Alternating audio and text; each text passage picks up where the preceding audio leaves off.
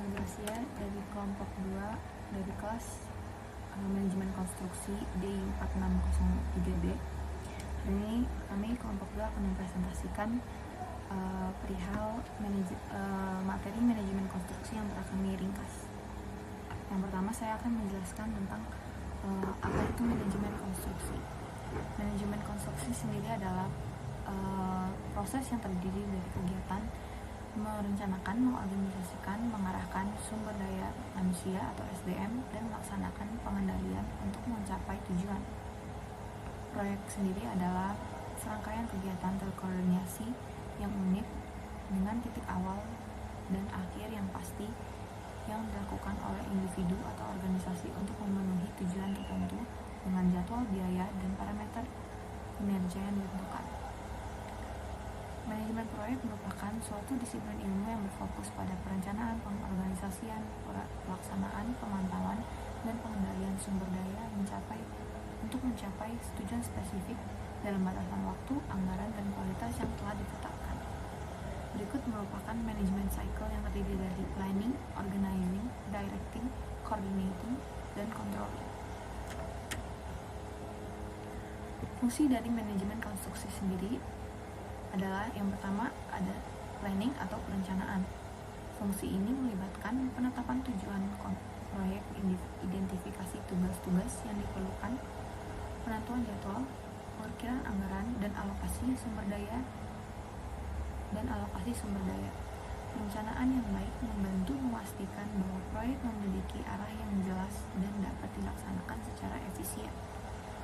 Yang kedua, terdapat pengorganisasian atau organizing. Fungsi ini melibatkan pembentukan struktur organisasi proyek, penentuan peran dan tanggung jawab anggota tim, dan pengaturan komunikasi antar anggota tim. Pengorganisasian yang efektif membantu memastikan bahwa semua anggota tim bekerja secara terkoordinasi dan efisien. Yang ketiga, ada pengarahan atau directing.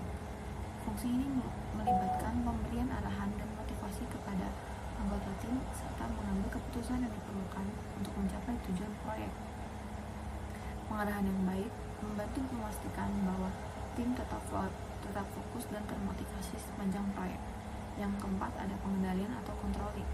Fungsi ini melibatkan pemantauan kemajuan proyek, pengukuran kinerja, identifikasi penyimpangan, dan pengambilan tindakan korektif. Pengendalian efektif membantu memastikan bahwa proyek berjalan sesuai dengan rencana dan mencapai tujuan yang ditetapkan. Yang terakhir ada koordinasi atau coordinating.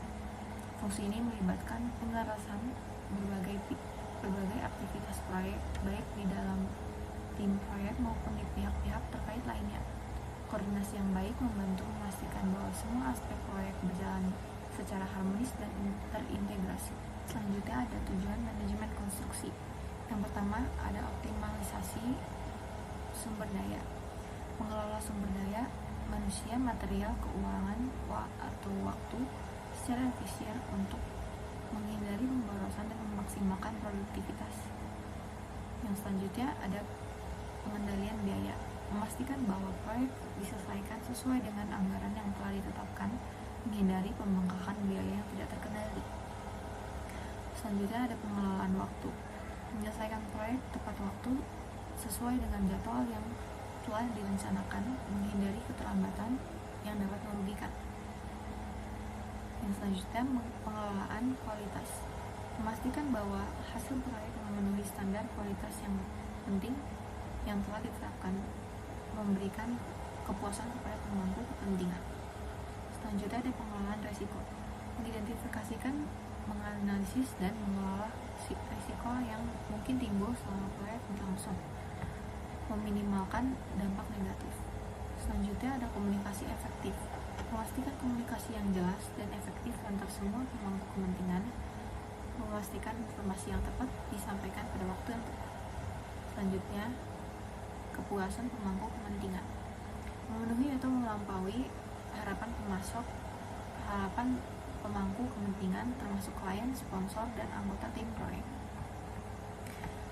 Terdapat juga peraturan terkait manajemen konstruksi. Yang pertama adalah Peraturan Pemerintah Nomor 22 Tahun 2020, yakni Manajemen konstruksi wajib meliputi manajemen proyek konstruksi, mutu, dan keselamatan. Selanjutnya ada Peraturan Pemerintah Nomor 14 Tahun 2021. Konsultan manajemen konstruksi bertugas menjamin mutu proyek dari awal hingga akhir. Yang terakhir ada Peraturan Menteri Pekerjaan Umum Perencanaan Rumah Nomor 22 Tahun 2018.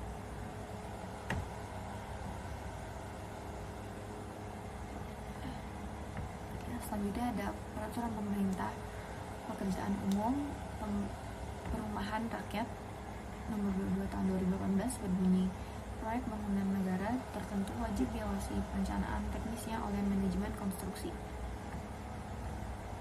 Selain itu ada implementasi manajemen proyek dalam konstruksi.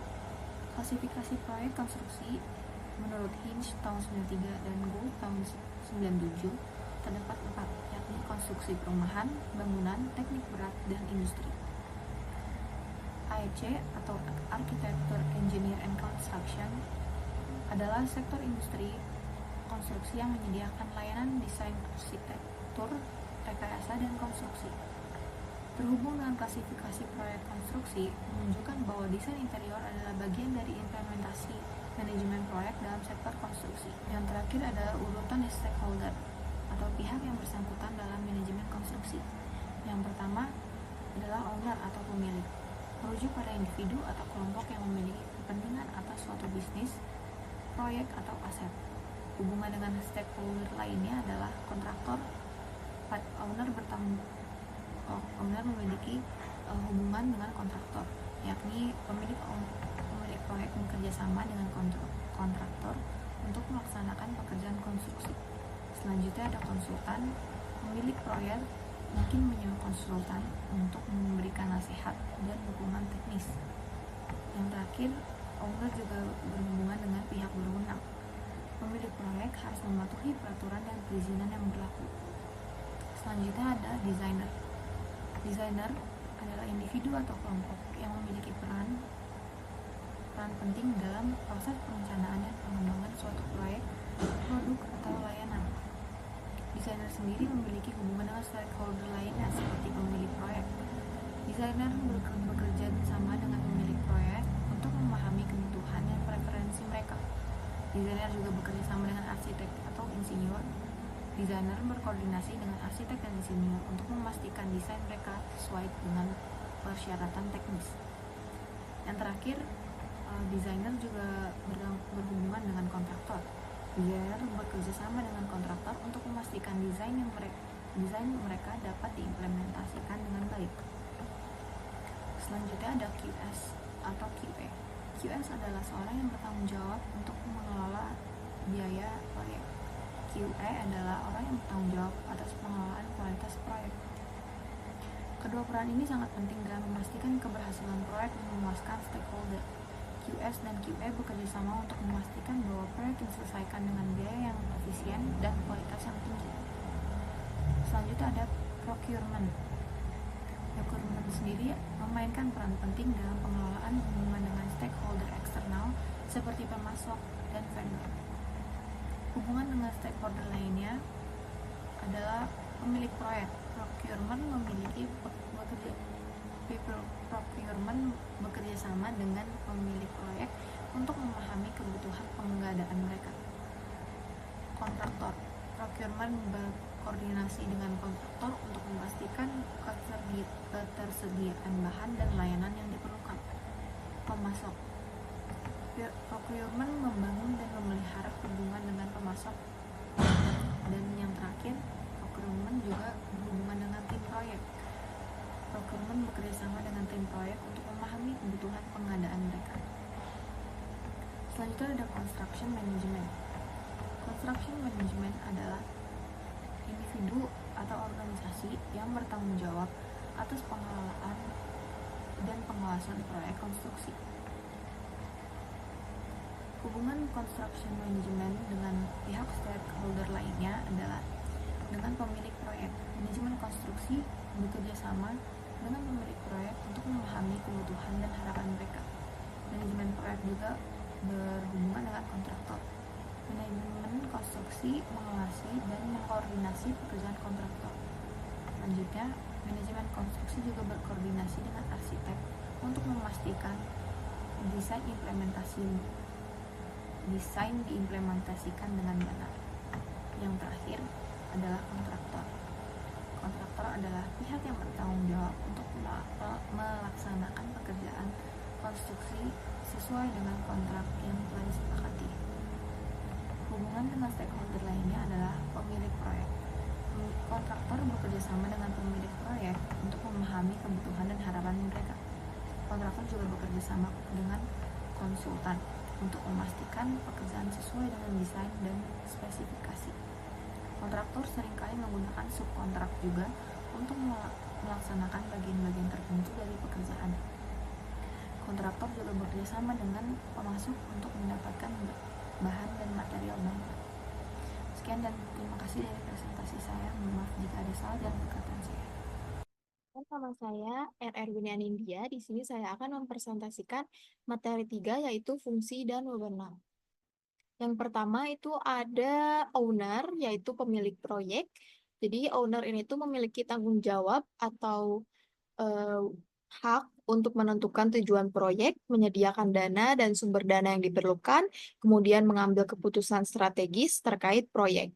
Untuk wewenangnya, owner itu memiliki wewenang untuk memilih konsultan dan kontraktor, dan juga menyetujui anggaran desain, kemudian mengawasi kemajuan proyek dan memberikan arahan. Selanjutnya ada konsultan manajemen konstruksi atau biasa disebut itu MK. Jadi MK ini tuh memiliki tanggung jawab untuk mengelola dan mengawasi keseluruhan aspek proyek termasuk waktu, biaya, dan kualitas dari bahan-bahan yang digunakan. Kemudian menyusun rencana kerja dan jadwal proyek. Kemudian ada mengkoordinasikan antara berbagai pihak yang terlibat. Untuk wewenangnya yaitu mengambil keputusan operasional dalam proyek, kemudian mengusulkan dan menyesuaikan rencana jika diperlukan dan melaporkan kemajuan proyek kepada owner. Selanjutnya ada konsultan perencana. Konsultan perencana itu memiliki tanggung jawab untuk merancang dan menyusun rencana teknis proyek termasuk gambar dan spesifikasi. Kemudian melakukan analisis dan studi kelayakan. Dan untuk wewenangnya yaitu memiliki wewenang untuk mengusulkan desain dan solusi teknis. Kemudian mengubah desain sesuai dengan kebutuhan dan regulasi yang berlaku. Dan yang terakhir itu berkomunikasi dengan pihak terkait untuk memastikan desain yang diterapkan. Selanjutnya ada pengawas atau supervisi. Supervisi ini tuh memiliki tanggung jawab untuk memastikan bahwa pelaksanaan proyek sesuai dengan rencana dan spesifikasi yang telah ditetapkan. Selanjutnya yaitu melakukan inspeksi dan pengujian material serta pekerjaan. Untuk wewenangnya yaitu memberikan rekomendasi untuk perbaikan jika ada ketidaksesuaian, kemudian menghentikan pekerjaan jika ditemukan pelanggaran atau masalah serius, dan melaporkan hasil pengawasan kepada owner dan konsultan MK. Selanjutnya yang terakhir ada tenaga ahli pendukung. Memiliki tanggung jawab memberikan keahlian khusus dalam bidang tertentu seperti struktur, mekanikal, elektrikal, kemudian lingkungan. Dan yang terakhir itu membantu dalam analisis dan menyelesaikan masalah teknis. Untuk wewenangnya, yaitu memiliki wewenang untuk mengusulkan solusi teknis berdasarkan keahlian mereka. Kemudian memberikan masukan dalam perencanaan dan pelaksanaan proyek, dan yang terakhir dapat berpartisipasi dalam rapat koordinasi dan memberikan laporan terkait bidang keahlian mereka.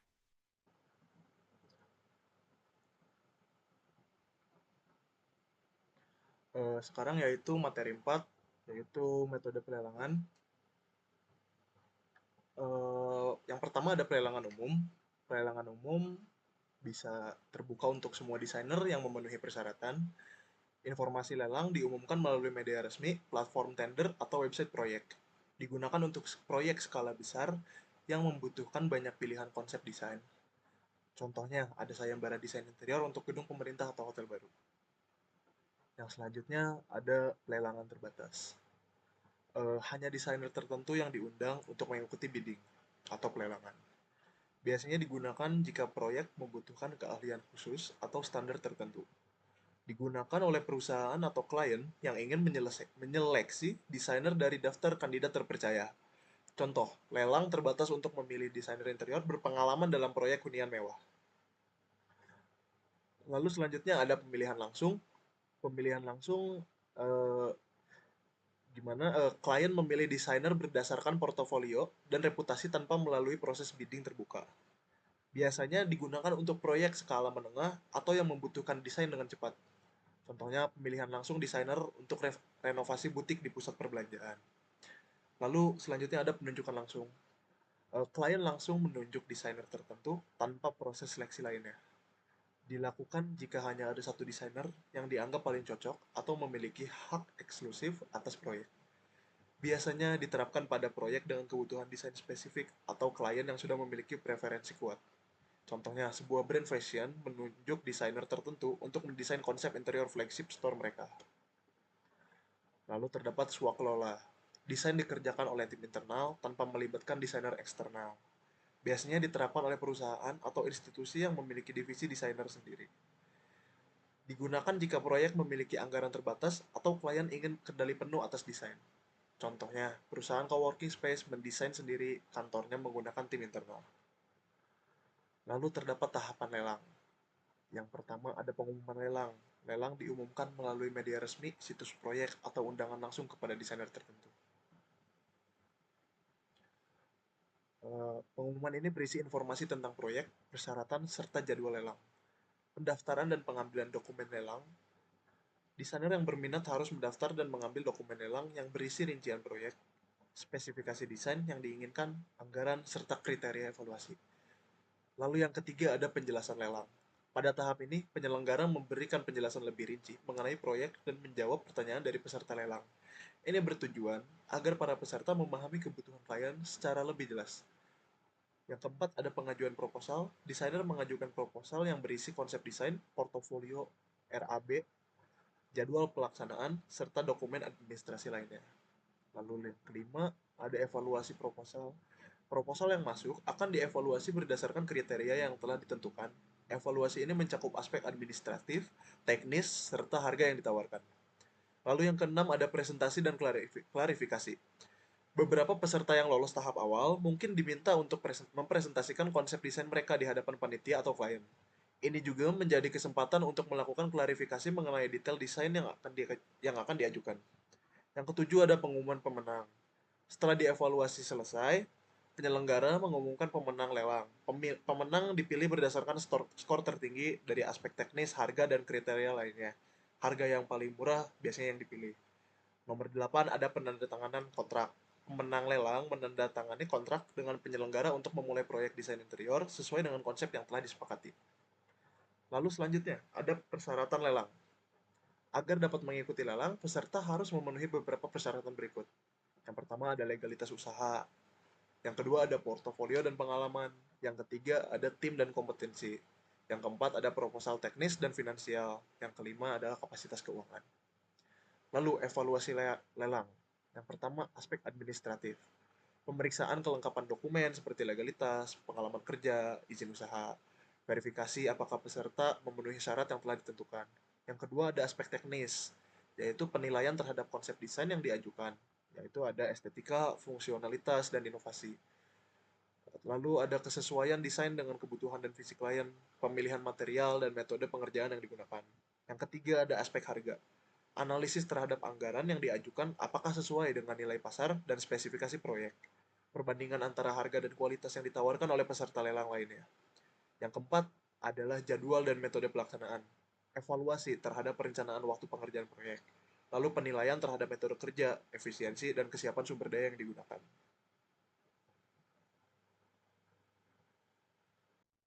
Selanjutnya kita beralih ke materi 5 yaitu kontrak kerja konstruksi. Sebelumnya, apa sih kontrak kerja konstruksi itu? Kontrak kerja konstruksi adalah sebuah perjanjian hukum antara pemilik proyek dan kontraktor yang mengatur hak, kewajiban, serta tanggung jawab dalam melaksanakan proyek konstruksi. Agar sah kontraknya, kontrak harus memiliki syarat hukum dan administratif serta memilih metode kontrak yang sesuai dengan kebutuhan proyek. Oke. Selanjutnya kita ke syarat kontrak. Syarat kontrak ini dibagi dua, yaitu syarat hukum dan syarat administratif. Yang pertama ada syarat hukum, yaitu berdasar pada KUHP pasal 1320. Bunyi kesepakatannya, yang pertama ada kesepakatan para pihak, yaitu kontrak harus disepakati tanpa paksaan atau penipuan.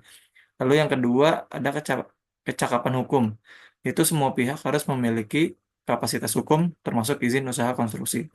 Yang ketiga yaitu objeknya harus jelas, lingkup pekerjaan dan spesifikasi teknisnya harus terdefinisi dengan baik. Yang keempat ada sebab yang halal, yaitu isi kontrak tidak boleh bertentangan dengan hukum atau kebijakan publik. Jadi kita nggak bisa nih korupsi nih. Yang kedua ada syarat administratif. Bunyinya gimana? Yang pertama ada identitas para pihak dan legalitas usaha. Ya, lalu yang kedua ada lingkup pekerjaan yang jelas. Tiga, nilai kontrak dan cara pembayarannya bagaimana. Lalu keempat, jangka waktu pelaksanaan dan konsekuensi keterlambatan. Serta lima, yaitu jaminan pelaksanaan dan asuransi proyek.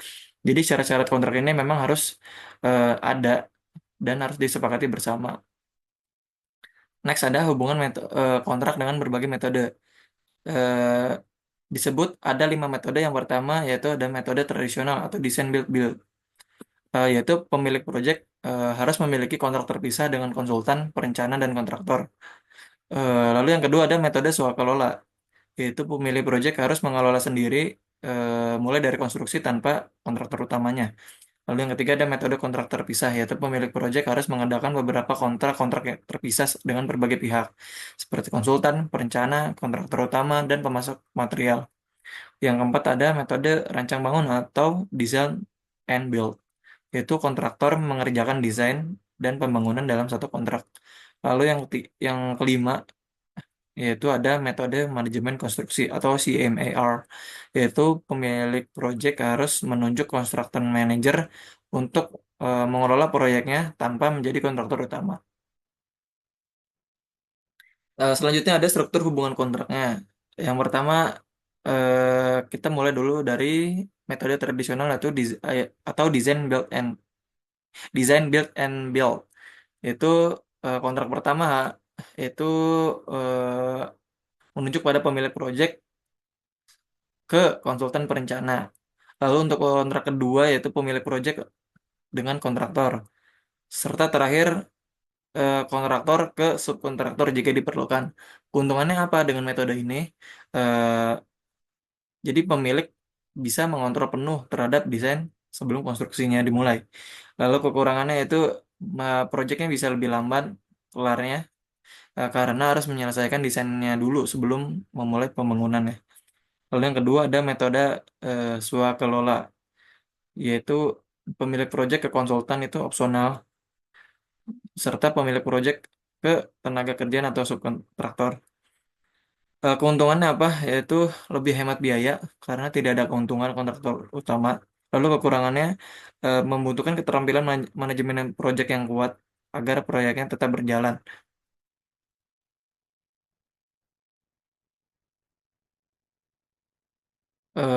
Next ada metode rancang dan bangun, yaitu design and build. Kontraknya itu ada dua, yaitu pemilik proyek ke kontraktor serta kontraktor ke subkontraktor atau konsultan. Keuntungannya apa? Keuntungannya yang didapatkan itu bisa prosesnya lebih cepat karena desain dan pembangunannya bisa berjalan secara bersamaan. Lalu kekurangannya itu pemilik proyek harus memiliki kontrol lebih sedikit terhadap desain dibanding metode tradisional.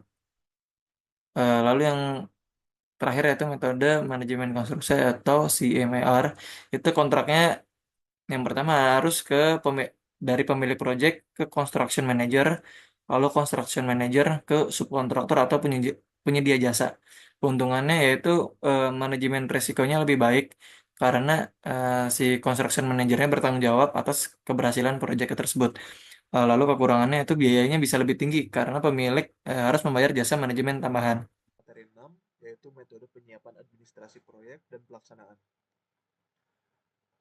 Untuk metode penyiapannya, sebelum proyek desain interior dimulai, perlu dilakukan berbagai persiapan administrasi untuk memastikan proyek berjalan lancar.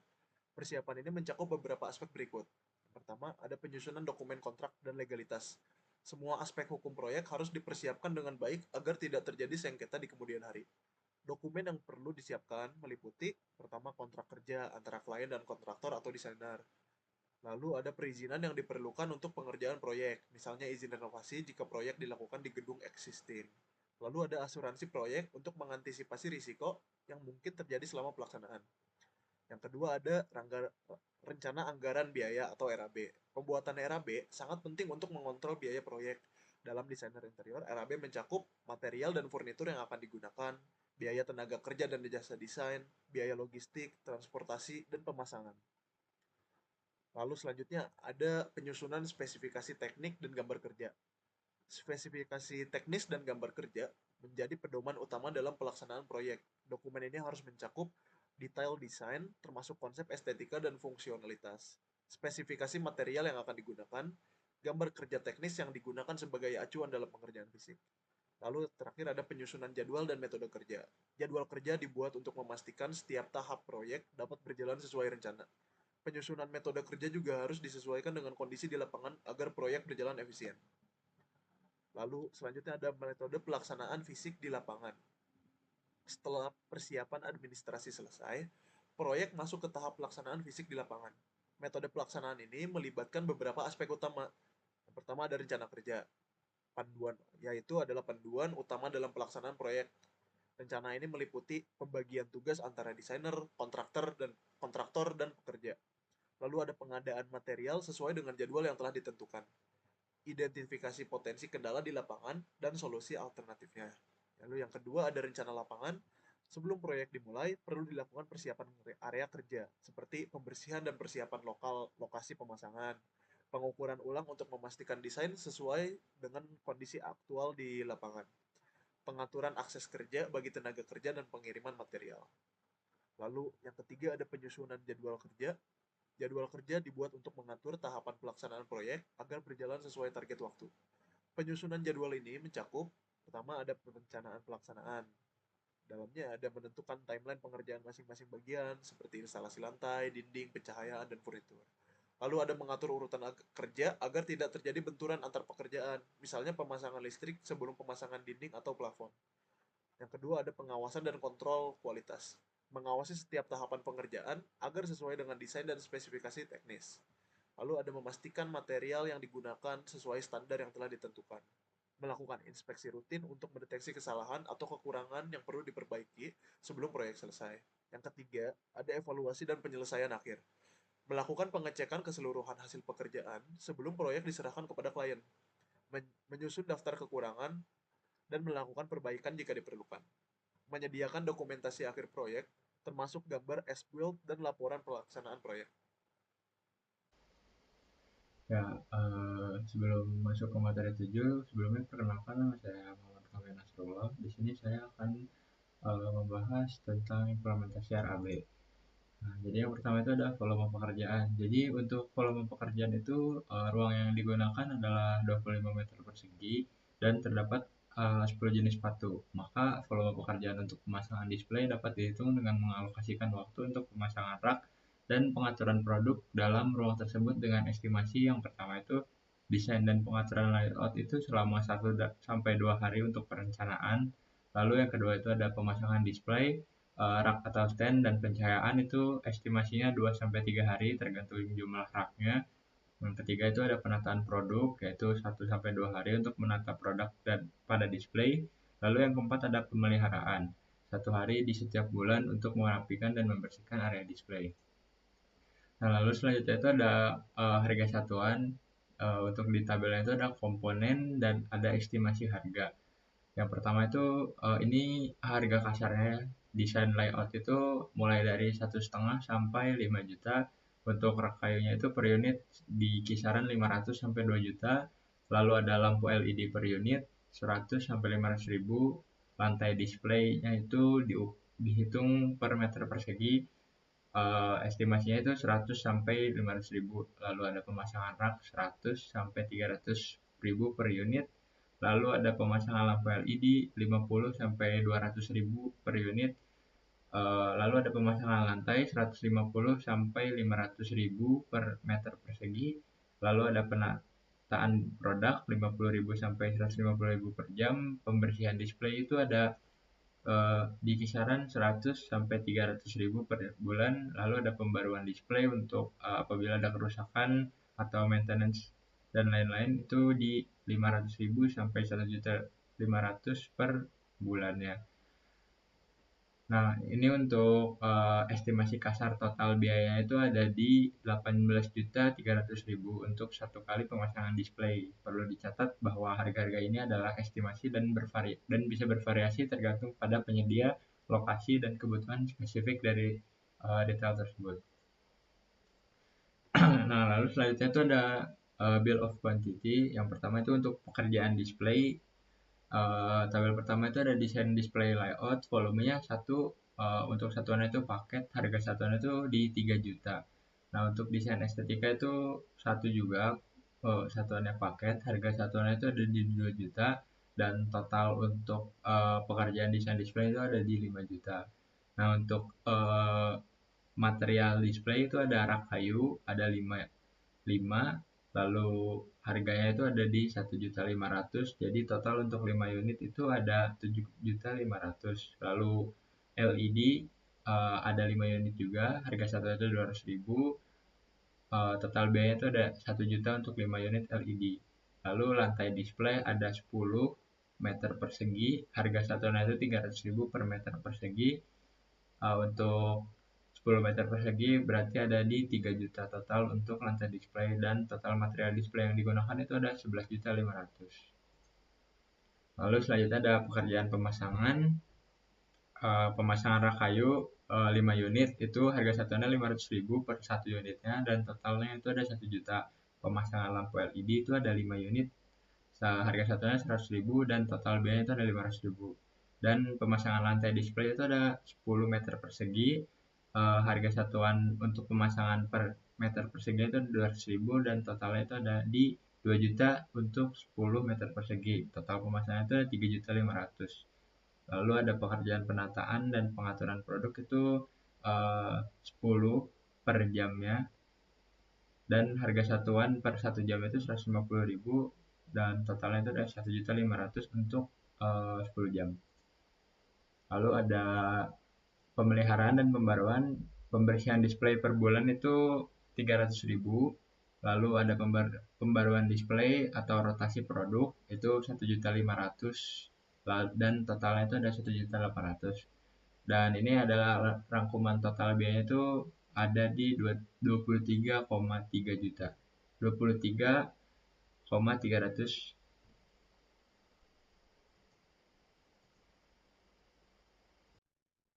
Selanjutnya ada materi 8, yaitu aplikasi perencanaan menggunakan Critical Path Method. Jadi Critical Path Method ini tuh atau biasa disingkat CPM adalah teknik manajemen proyek yang digunakan untuk merencanakan dan mengendalikan waktu pelaksanaan proyek. Metode ini tuh membantu dalam mengidentifikasi aktivitas yang paling penting dalam suatu proyek dan menentukan waktu penyelesaian tercepat.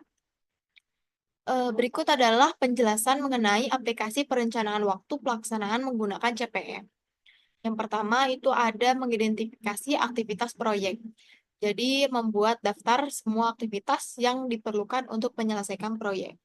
Kemudian menentukan durasi aktivitas, bisa berdasarkan pengalaman sebelumnya atau melalui data historis atau bisa juga dari estimasi ahli. Kemudian tentukan ketergantungan antara aktivitas. Jadi aktivitas mana yang harus diselesaikan sebelum aktivitas lain dapat dimulai. Kemudian hal ini tuh membantu dalam menentukan urutan pelaksanaan. Kemudian ada buat diagram jaringan. Jadi membuat gambar diagram jaringan atau network diagram yang menunjukkan aktivitas dan hubungan ketergantungannya. Diagram ini biasanya menggunakan notasi PERT atau Program Evaluation and Review Technique atau notasi AON, Activity of Note. Selanjutnya ada hitung jalur kritis. Jadi jalur kritis ini tuh adalah urutan aktivitas yang memiliki total durasi terpanjang dalam proyek. Aktivitas pada jalur kritis tidak memiliki slack time atau waktu luang dan tidak ada keterlambatan pada aktivitas ini, maka akan menyebabkan keterlambatan pada keseluruhan proyek. Selanjutnya, untuk menghitung jalur kritis, yaitu bisa menggunakan teknik menggunakan langkah-langkah seperti hitung waktu awal dan waktu selesai untuk setiap aktivitas, kemudian hitung waktu akhir dan waktu selesai akhir, kemudian ada hitung slack time atau untuk setiap aktivitas, kemudian ada aktivitas dengan slack time 0 dan 0 adalah bagian dari jalur kritis. Dan yang terakhir ada analisis dan pengendalian. Setelah jalur kritis diidentifikasi, manajer proyek dapat fokus pada pengelolaan aktivitas tersebut untuk memastikan proyek tetap pada jalurnya. Jika ada keterlambatan pada aktivitas di jalur kritis, tindakan perbaikan harus segera diambil untuk meminimalkan dampak pada waktu penyelesaian proyek. Selanjutnya ada materi 9 yaitu implementasi perencanaan waktu dan RAB. Nah, untuk perencanaan sendiri di sini ada persiapan dan mobilisasi itu durasinya 3 hari. Menyusun tim untuk keterangannya itu ada menyusun tim kerja, persiapan material, dan pengecekan lokasi. Yang kedua itu ada pekerjaan struktur display itu ada di 5 hari. Keterangannya itu ada pembangunan kerangka display sepatu, struktur display yang kokoh. Yang ketiga itu ada pekerjaan finishing display, itu juga durasinya 5 hari. Untuk keterangannya itu pemasangan material finishing display sepatu seperti kayu, kaca, atau logam. 4 itu ada instalasi pencahayaan, durasinya 3 hari. Itu tuh ada untuk keterangan itu ada pemasangan pencahayaan untuk area display sepatu. Yang kelima ada pemasangan rak dan aksesoris, itu durasinya 4 hari. Untuk keterangannya itu pemasangan rak sepatu dan aksesoris display lainnya. Yang kelima itu ada pemasangan produk dan pengaturan, durasinya 3 hari. Pembersihan dan finishing itu 2 hari, uji coba dan perbaikan itu 2 hari, dan serah terima dan evaluasi itu 3 hari.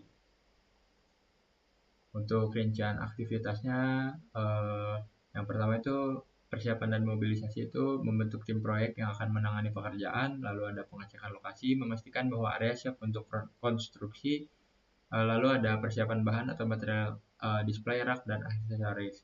Untuk pekerjaan struktur display itu yang pertama ada pemasangan struktur display seperti kerangka rak atau sistem gantung sepatu, lalu ada pengecekan kekokohan dan kestabilan struktur. Ketiga, pekerjaan finishing display itu yang pertama pemasangan finishing display misalnya kayu, kaca, atau bahan yang lainnya sesuai dengan desain retail eager. Lalu ada pengecatan atau pelapisan sesuai dengan standar dan konsep desain. Yang keempat ada instalasi pencahayaan. Yang pertama itu instalasi lampu display yang menyorot produk sepatu dengan optimal. Lalu ada penataan kabel dan pengecekan sistem pencahayaan. Yang kelima itu ada pemasangan rak dan aksesoris. Ada pemasangan rak sepatu baik rak dinding atau rak lantai. Lalu penambahan aksesoris display untuk menambah estetika seperti pembatas, label, produk, dan lain-lain. Lalu yang keenam ada pemasangan produk dan pengaturan, itu pengaturan sepatu pada rak sesuai dengan desain dan kategori produk. Lalu ada penyusunan produk agar sesuai dengan standar visual merchandising.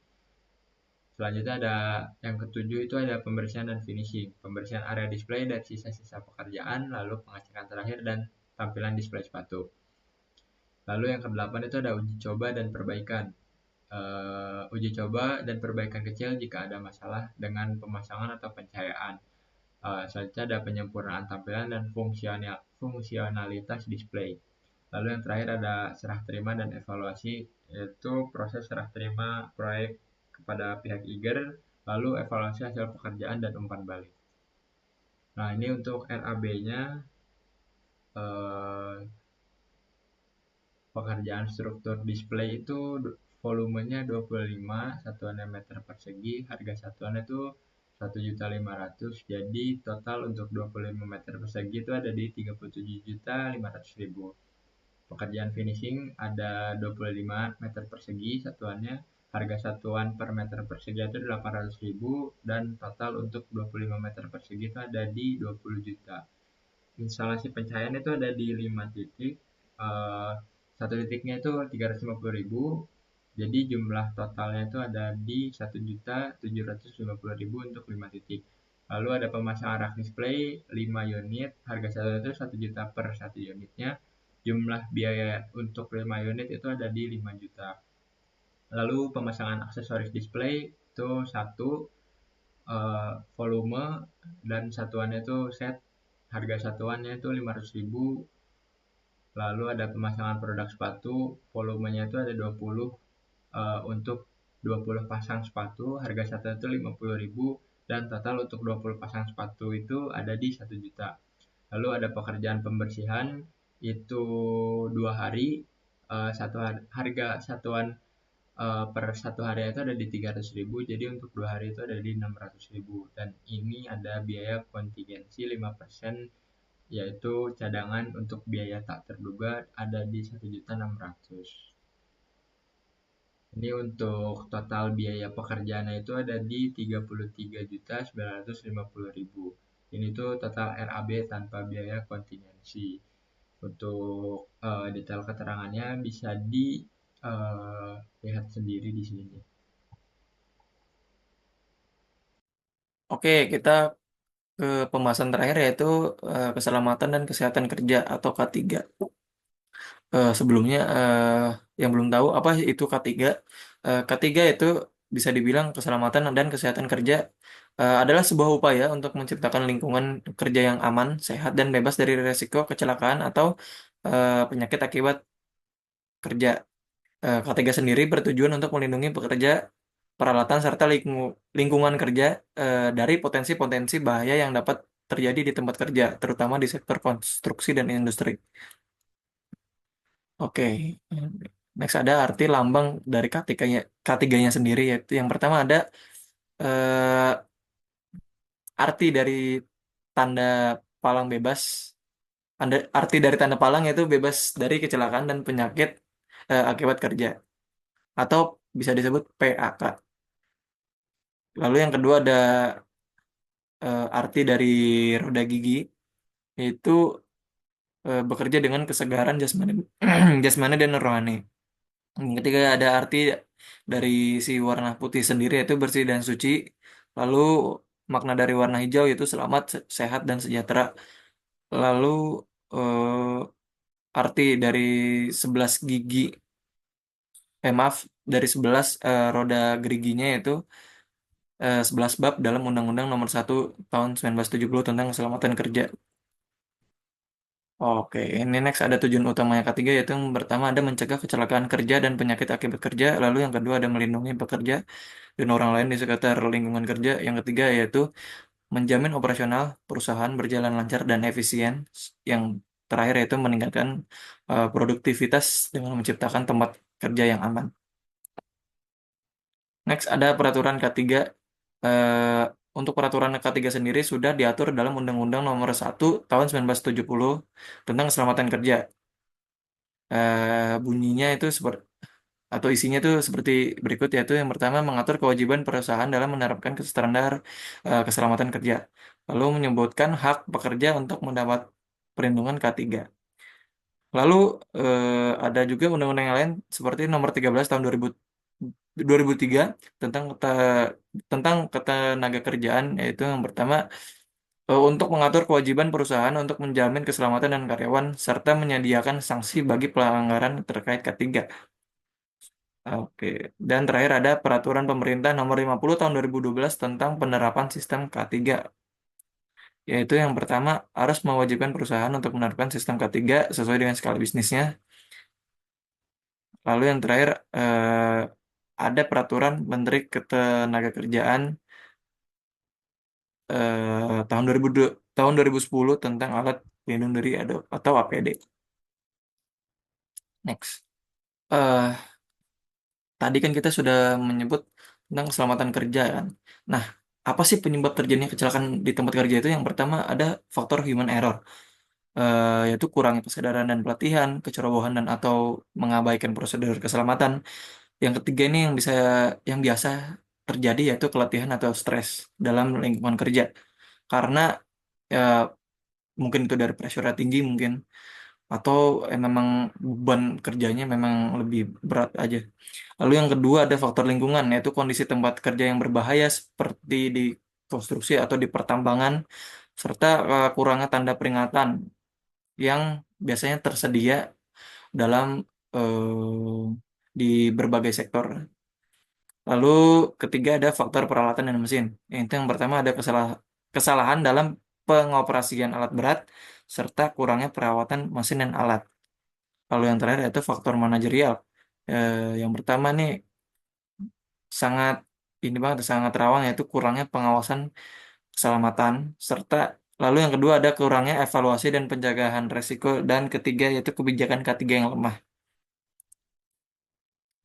Nah, untuk mengurangi penyebab terjadinya kecelakaan seperti yang sudah saya sebutkan tadi, harus atau diwajibkannya para pekerja itu harus memakai APD K3, yaitu yang pertama ada safety helmet, safety shoes, safety gloves, lalu ada safety goggles, safety mask, safety vest, safety air plug, dan safety harness.